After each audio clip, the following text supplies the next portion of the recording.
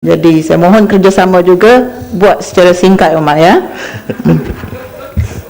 Terima kasih Tuan Eddie Ketua.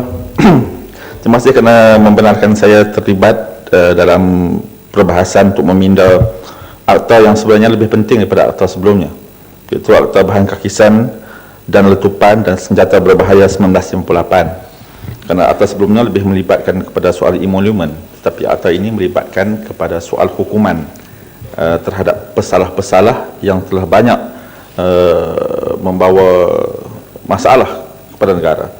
Secara premisnya, seperti yang sebelumnya, saya bersetuju dengan pindaan ini. Kerana pindaan ini asasnya bertujuan untuk menaikkan penalti bagi kesalahan membawa senjata berbahaya di tempat awam. Kerana ada perbezaannya ya, membawa senjata berbahaya di tempat awam dan juga membawa senjata yang disifatkan sebagai berbahaya di tempat biasa. Terutamanya berkaitan dengan tempoh pemenjaraan. Kalau sebelum ini maksimalnya ialah sehingga 2 tahun. Kalau didapati bersalah mungkin di penjara setahun, ada diskaun 1/3, jadi kurang daripada setahun. Pindaan ini adalah pindaan yang sangat ringkas tetapi kesannya cukup mendalam. Sebelum dari ini, saya katakan tadi, hukumannya tidak melebihi 2 tahun.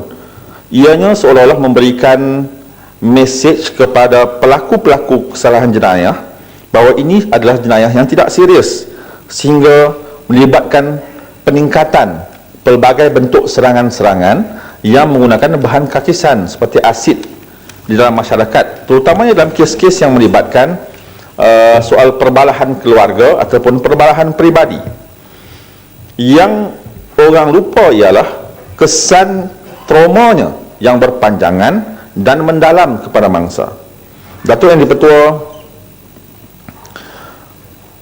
dalam kes-kes seperti ini, mangsa menerima kesan seumur hidup, tetapi pesalahnya dipenjarakan dalam tempoh yang singkat, bebas dan berkemungkinan sekiranya tidak insaf melakukan sekali lagi serangan seperti ini.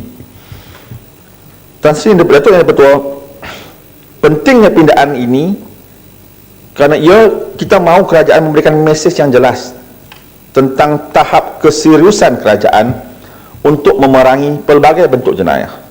Kalau saya secara peribadi, saya ingin mencadangkan kepada kerajaan agar penguatkuasaannya juga bersifat retrospektif, diawalkan, terutamanya dalam kes-kes terbaru yang melibatkan serangan asid kepada kaum wanita, kecacatan kekal yang tidak mungkin dapat dipulihkan hatta melalui pembedahan plastik. Kalau ikut saya, Datuk Yang di-Pertua, bagi pelaku-pelaku serangan jenayah seperti ini, sepatutnya ada peruntukan tambahan yang melibatkan hukuman sebatan kepada pesalah-pesalah seperti ini. Ini baru serius kita nak kuatkuasakan undang-undang berbentuk jenayah. Kerana kalau tidak ada mesej yang serius dan jelas, pesalah-pesalah seperti ini akan terus berleluasa kerana dia menganggap masuk 2 tahun, diskaun 1/3, dia keluar. Yang kena simbah asid, cacatnya seumur hidup, terutamanya kaum wanita. Majoriti mangsa serangan asid ialah kaum wanita, terutamanya yang melibatkan kawasan-kawasan pendalaman. Jadi, walaupun pindaan ini hanya melibatkan tentang membawa senjata seperti ini di kawasan tempat umum, ianya juga harus diambil kira tentang penggunaannya. Mungkin perlu ada pindaan tambahan oleh pihak kerajaan bagi menambahkan hukuman terhadap kesalahan yang dilakukan. Ini kesalahan membawa sahaja, bukan lagi kesalahan serangan. Kesalahan-serangan itu di bawah akta yang lain kalau tidak silap saya. Jadi saya secara prinsipnya saya menyokong penuh dan juga saya mencadangkan agar pihak kerajaan terus membuat pindaan supaya hukuman ini jauh lebih keras daripada sebelumnya. Ini perkara yang agak berbeza daripada prinsip saya sebelum ini. Kerana bagi saya sebagai pengamal undang-undang, kita sudah melihat terlalu banyak kes-kes yang kadang-kadang kalau kita nak ceritakan di Dewan Yang Mulia ini terlalu sedih ya. Ada pesalah dibicarakan di mahkamah, selepas dijatuhkan hukuman, dia terima dengan senyuman. dan di depannya ialah mangsa yang cacat seumur hidup.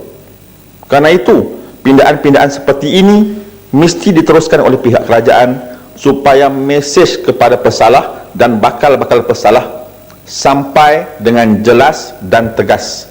Selain daripada itu, penguatkuasaannya juga harus dipertegaskan, kerana kita tahu ada kes-kes di mana siasatan yang berkaitan dengan serangan-serangan berbentuk ini, bila masuk dalam mahkamah, pendakwa raya tewas kerana proses siasatan yang dilakukan oleh pihak polis dan seterusnya diserahkan kepada pihak pendakwa raya dilakukan sambil lewa, meninggalkan fakta-fakta yang penting sehingga menyebabkan kes dibuang daripada pendakwaan.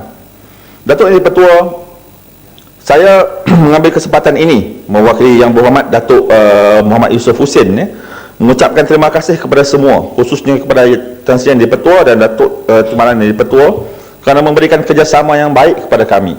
Walaupun kadang-kadang kita ada berbalah, tetapi kita lakukan semua itu untuk kebaikan Dewan. Kita berharap proses reformasi Dewan ini berterusan. Kita tidak mahu lagi mesej yang tidak jelas kepada masyarakat, kononnya Dewan ini hanyalah rubber stamp. Kita yakin ini Dewan yang tertinggi, integritinya harus dijaga.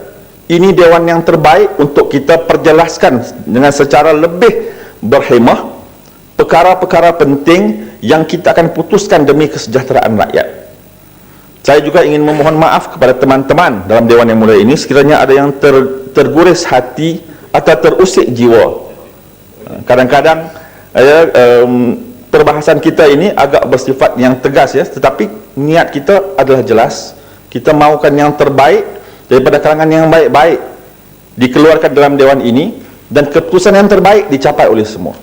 Saya ucapkan juga terima kasih kepada seluruh petugas Dewan yang banyak memberikan kerjasama kepada kami sepanjang tempoh perkhidmatan ini, dan saya mendoakan agar Dewan yang mulia ini dapat terus bertahan dan kembali kepada prinsip asas perlembagaan yang mana Dewan ini ditubuhkan puluhan tahun lalu sebagai proses check and balance kepada Dewan Rakyat yang kadang-kadang saya nak kata macam mana, perbahasanya kadang-kadang di luar batas kewarasan. Itu saja, terima kasih dan terima kasih semua. Assalamualaikum warahmatullahi wabarakatuh.